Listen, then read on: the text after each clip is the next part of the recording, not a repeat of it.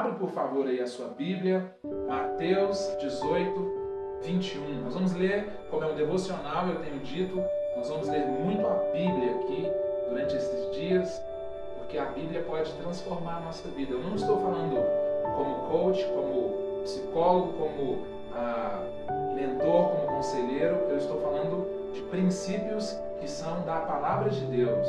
Não é opinião, eu não tenho opinião. Eu sempre vou pelo que a Bíblia diz.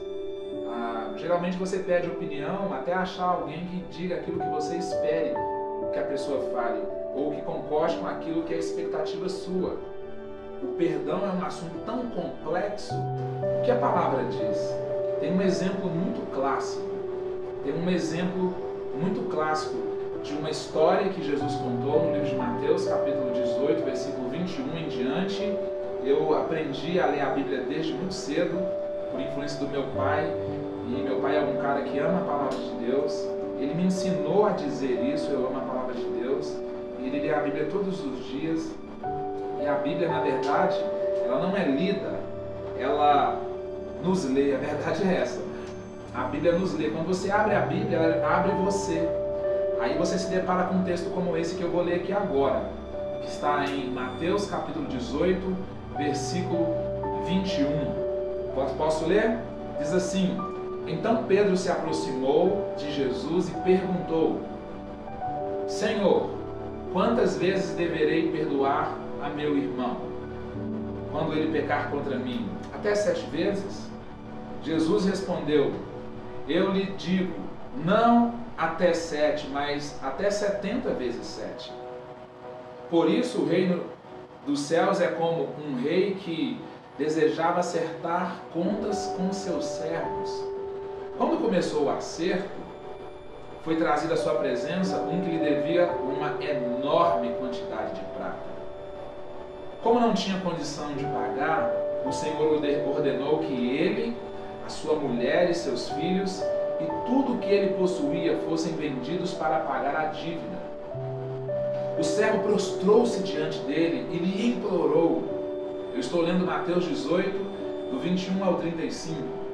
O servo se prostrou diante dele e lhe implorou: tenha paciência comigo. Olha a expressão que eu disse aqui agora. Tenha paciência comigo. Ele disse: tenha ciência de paz a meu respeito. Ou seja, faça um investimento em você a meu respeito, porque perdão não se trata muito dos outros, se trata primeiro de mim. E ele disse: tenha paciência comigo e eu te pagarei tudo. O senhor daquele servo teve compaixão dele, cancelou a dívida e deixou ele ir embora. Mas quando aquele servo saiu, ele encontrou um de seus conservos que lhe devia 100 denários. Ele agarrou e começou a sufocá-lo, dizendo: paga-me o que deve-me, paga-me o que deve-me. Mas ele não quis. Então o seu conservo caiu de joelhos e implorou-lhe, dizendo: tenha paciência comigo e eu lhe pagarei. Mas ele não quis. Antes saiu, mandou lançá-lo na prisão até que lhe pagasse a dívida. A Bíblia continua dizendo assim: quando os outros servos, companheiros dele, viram o que havia acontecido, ficaram muito tristes e foram contar ao Senhor tudo o que havia acontecido. Então o Senhor chamou o servo e disse: servo mau, cancelei toda a sua dívida porque você me implorou. Você não deveria ter tido misericórdia com seu conservo, como eu tive com você? Irado, seu senhor entregou aos torturadores até que lhe pagasse tudo o que devia. Assim também lhe fará meu Pai Celestial a cada um de vocês que não perdoar de coração o seu irmão. Uau! Esta é uma palavra que não é muito popular, esta é uma palavra que não é muito, ela não cai muito bem, mas ela faz bem, ok?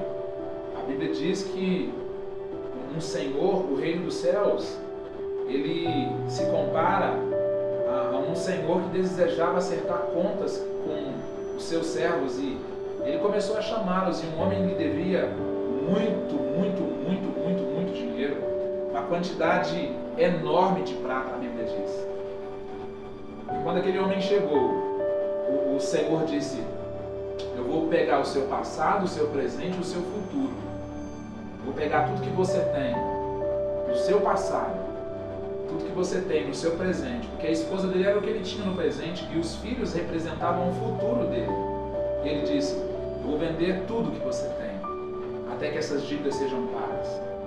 E aquele moço caiu de joelhos ali, e ele implorou para o seu Senhor: tenha paciência comigo. Muitas vezes nós oramos a Deus dizendo: Senhor, perdoa, perdoa, Senhor, tenha paciência comigo, por favor, perdoa, tenha misericórdia de mim. E a Bíblia fala que aquele Senhor teve compaixão dele, e ele deixou que ele seguisse, perdoou a dívida.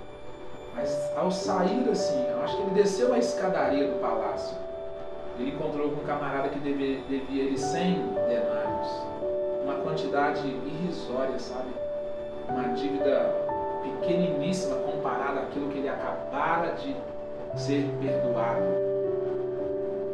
E a Bíblia diz que ele voou no pescoço daquele cara. Isso me chama a atenção, porque na selva é assim. Eu estava assistindo o Discovery esses dias e eu vi que geralmente os animais felinos, principalmente, eles atacam no pescoço. Por quê? Porque ali ocorre uma interrupção, um fluxo de ar, de fôlego. A inspiração e a respiração é interrompida. E você sabe o que acontece quando você é sufocado, quando o seu sistema respiratório é comprometido? Não é a ausência do que está fora que mata. Conecte-se comigo agora que eu vou te falar alguma coisa forte. O que mata não é a ausência do que está fora, é a presença do que está dentro. Porque você inspira e respira para que seu organismo fique apenas com aquilo que lhe convém para viver. Mas se há uma interrupção neste fluxo de inspirar e respirar, o que te mata não é a ausência do oxigênio externo, mas é a presença do que ficou dentro. E você sabe o que é não perdoar, querido? É tomar veneno querendo que o outro morra. Não perdão é você deixar cadáveres dentro de você. O apóstolo Paulo falou assim: quem me livrará do corpo dessa morte? É óbvio que ele está falando do pecado, mas naquela época existia um contexto global que era o seguinte: quando alguém era penalizado de forma muito rígida, eles colocavam aquela pessoa numa masmorra, numa posição muito ruim, e eles faziam aquela pessoa ficar naquela posição durante dias, talvez meses, até que morresse. Mas tinha um agravante ali, eles colocavam um cadáver pertinho daquela pessoa. Eu não sei se você sabe, mas eu já estive perto de cadáveres, pessoas que estavam mortas, e mortas há dias, e é um odor, é um mau cheiro que não tem como explicar. O apóstolo Paulo disse: quem vai me livrar do corpo dessa morte, ou desse corpo morto? Quem pode me livrar deste corpo, deste cadáver? A questão é que quando você não perdoa, você mata alguém dentro de você e só você convive com este cadáver, só você convive com este mau cheiro. Eu estou sem feedback aqui, mas eu acho que isso está impactando alguém, porque existiu aqui neste texto uma interrupção de fluxo respiratório, porque um cara que foi perdoado de uma dívida gigante, ele voou no pescoço de alguém que devia a ele uma dívida pequena, a ponto de quase matá-lo. Eu consigo ver aquele homem perdendo o fôlego, perdendo a oxigenação no cérebro, e ele perdendo as forças e quase desmaiando, alguém tentando separar a dívida, e ele pediu: perdoa-me, me dê mais paciência, me dê mais um tempo que eu vou te pagar aquilo. Ele não teve misericórdia, ele mandou lançar aquele homem em uma masmorra até que a dívida fosse paga. E muitas vezes nós fazemos isso com as pessoas. Nós interrompemos o fluxo de ar, mas achando que estamos fazendo mal com alguém, quando nós estamos fazendo mal a nós mesmos, porque perdão não se trata muito de terceiros. Como você pode ter ódio de alguém que nem está vivo mais? Como que você pode ter raiva de alguém que você nem convive mais? E você sabe o que acontece? A vítima se torna o predador porque você acaba reproduzindo aquilo que tem dentro de você, que você guardou de alguém, em outras pessoas, que não tem absolutamente nada a ver com aquilo. É um perigo o não perdão. É um perigo. E o que é perdoar, pastor? Perdoar é perder no ar. Perdoar. Hashtag, alguém posta isso, por favor. Perdoar é perder no ar. Sabe um balão que está cheio? Um balão enorme. Quando você desamarra a ponta dele, ele faz assim, ó. Isso é perdoar. É perder no ar. Isso é uma capacidade muito comum para pessoas que estão em processo de transformação, provenientes de terem uma mente renovada. Você tem sido transformado? Eu quero falar aqui para você que é um cristão, você que diz que crê em Deus, porque o Pai é nosso, o pão é nosso, o perdão é nosso, mas a dívida também é nossa, não é só sua. Não é só deste homem que chegou diante do seu Senhor e disse assim, tenha paciência comigo. E quando saiu à rua, ele foi impaciente com alguém que deveria ele muito menos. Olha só, você que ora ao Pai Nosso diariamente, ou você que pede a Deus perdão, a Bíblia diz que o padrão que eu sou perdoado é o padrão a qual eu libero perdão. Porque a oração fala assim, perdoa-nos, assim como nós perdoamos aos nossos devedores. Perdoa a minha dívida, assim como eu perdoo quem me deve. Perdoa a mim, assim como eu tenho perdoado as pessoas que me ofenderam. Me perdoe, assim como eu perdoo as pessoas que me ofenderam. E deixa-me te dar um alerta aqui. Você que é dado ao vitimismo, existe um grupo de pessoas que se sentem empoderadas enquanto são vítimas, mas pedir perdão te faz uma pessoa forte, mas perdoar te transforma numa pessoa poderosa. Ao contrário de você que não consegue perdoar, porque você se sente empoderado, porque eu conheço pessoas que são vítimas e elas agarram nesse padrão de vítimas por uma vida inteira. Aí você acaba reproduzindo aquilo que fizeram com você em outras pessoas que não tem nada a ver. Você trata o seu marido presente da forma que você gostaria de tratar o seu ex-marido, porque o seu ex-marido te ofendeu. E o fato de você não ter perdoado, você é transformado num predador, numa predadora, porque ontem você era presa e hoje você é predadora, só porque você não perdeu no ar, só porque você não perdoou. E perdoar não é um sentimento, eu não preciso de sentir para fazer, eu preciso de fazer para sentir. É uma decisão. Perdão é uma decisão. Assim como não perdão também é uma decisão. Jesus decidiu te perdoar, querido. Eu escolho perder no ar. Eu escolho perder no ar. Por quê? Perdoar é o ajuste entre o meu presente e o meu passado para que eu tenha um futuro promissor. O seu não perdão do passado não compromete apenas o seu presente, porque quem não perdoa, o seu hoje sempre vai ser ontem.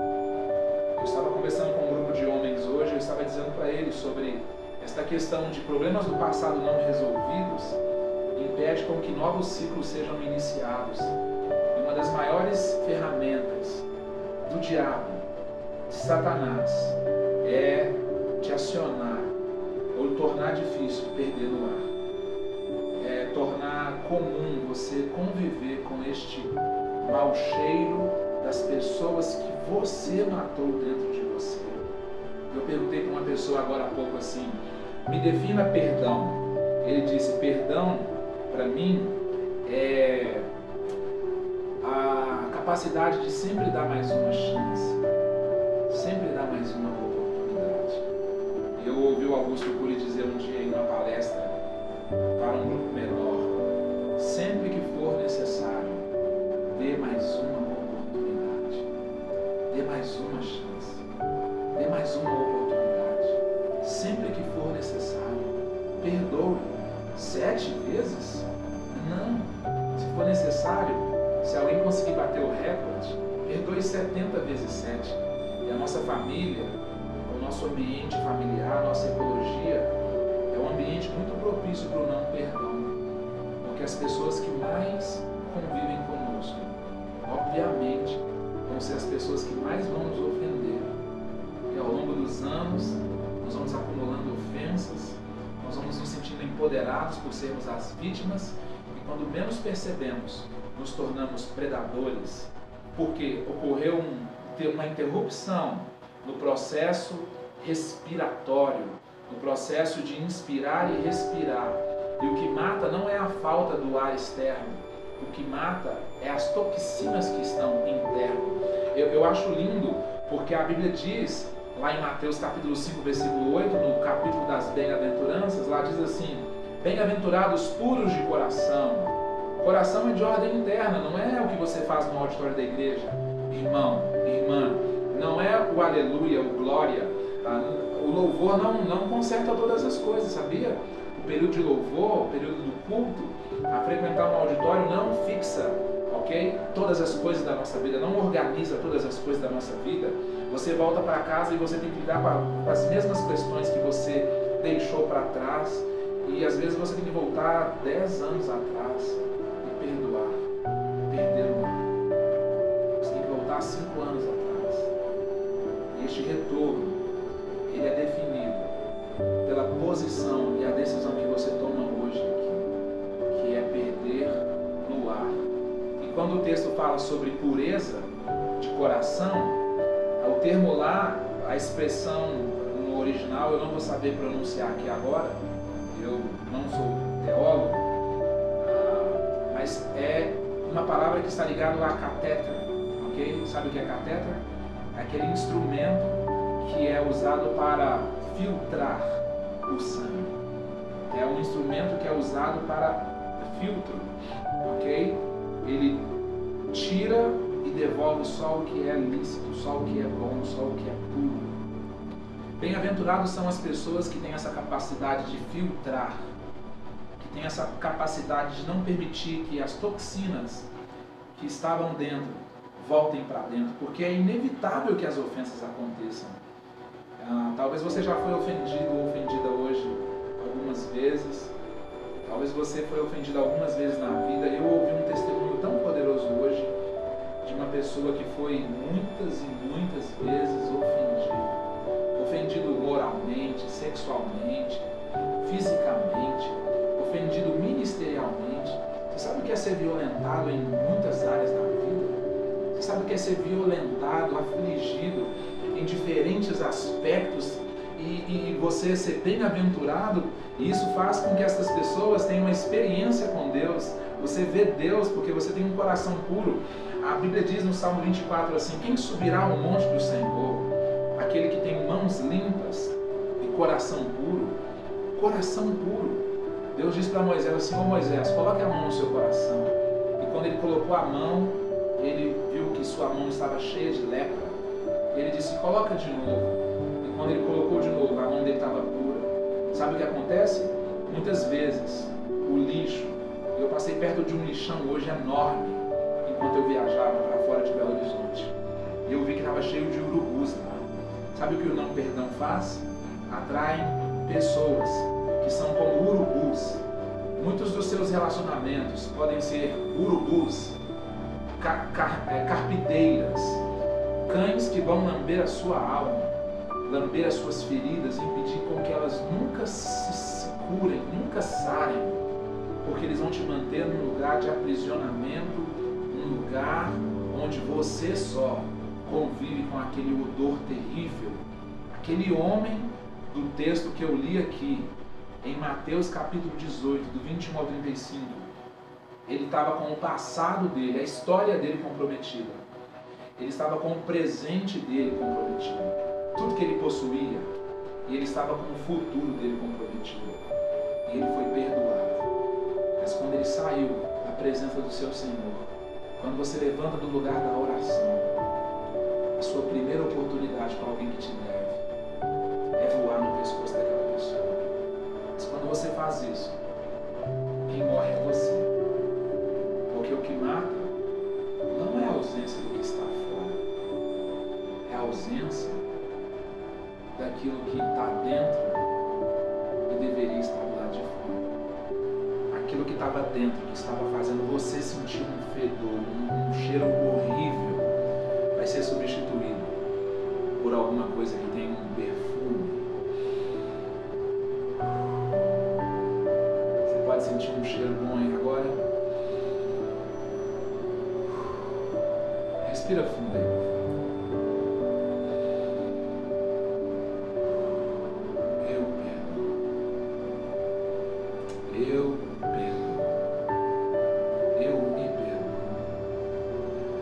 Pessoas são implacáveis com elas mesmas. Eu conheço pessoas que são implacáveis com elas mesmas, são duras com elas mesmas, não são com pessoas, não são com terceiros. Os outros você até perdoa, mas você mesmo você não consegue. Você fala assim: ah, pastor, você não sabe o que eu fiz. Eu não quero nem saber. Quem devia saber já sabe que é Jesus e Ele te perdoa. Receba perdão aí agora. Receba favor de Deus, graça. Em nome de Jesus. Em nome de Jesus, pureza é um cateter, é um sistema que purifica, que protege a impureza do ódio de estabelecer no seu coração. Nós não somos os que odeiam, nós somos os que amam. Jesus é amor. Amor, ele se comunica através de paciência, que é a paciência com Deus, que é fé. Paciência com você mesmo, que é a esperança. E a paciência com o próximo, que é o amor. Substitua o ódio pelo amor, por intermédio do perdão.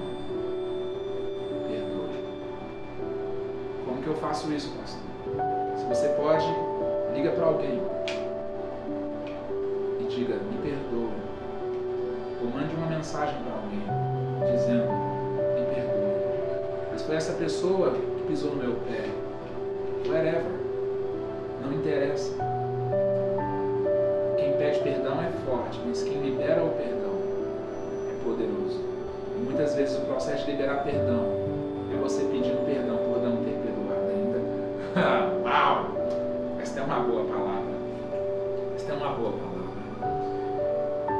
É sobre irmãos, é sobre família, é sobre marido e mulher. É sobre o amor da sua vida. It is about the love of your life. É sobre el amor de sua vida. O amor da sua vida. É sobre isso. É sobre seus filhos. É sobre esta pessoa que está com você e nunca te abandonou. Nunca vai te abandonar. Que tem você guardado aí no coração. Perdoe. Vamos orar? Vamos orar. Meu tempo aqui acabou, mas o seu tempo aí começou. Assista essa live de novo. Eu vou resumir ela. Um homem foi perdoado de uma grande dívida e não perdoou uma dívida pequena. Ele foi no pescoço do devedor dele.